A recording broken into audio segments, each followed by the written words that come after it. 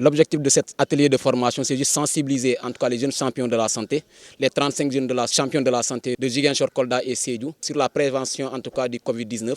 Donc comment sensibiliser ces gens-là, discuter avec eux et chercher des formateurs qui pourront venir dispenser des connaissances, des théories, donc afin que les scouts de Ziguinchor et de Kolda et de Sédhiou puissent savoir comment se prévenir ou bien comment s'acquérir en tout cas, comment se prévenir autant pour moi du Covid-19. Donc l'objectif visé, c'est de multiplier cette formation au niveau de ces régions, aller sensibiliser la population de Ziguinchor, de Kolda et de Sédhiou à travers des ateliers que nous allons mener.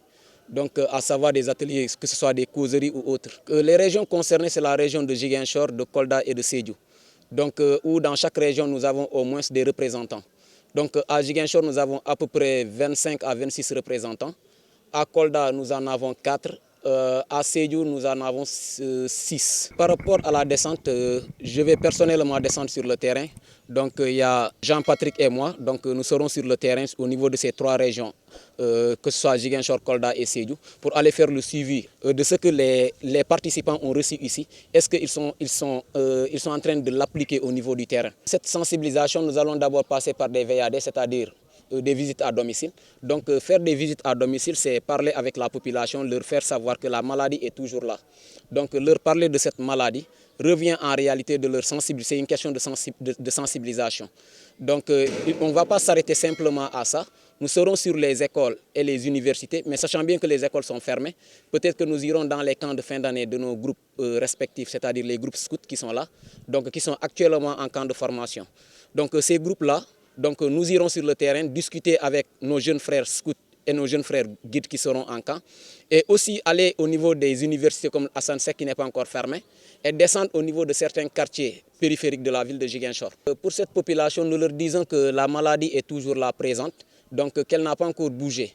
Donc il suffit toujours qu'on soit plus vigilant, et il est aussi bon de leur rappeler qu'à chaque fois que cette maladie que les gens ont tantôt ont au début négligé, disant que la maladie n'existait pas, la maladie, nous avons vu qu'elle a fini par faire des ravages, des morts.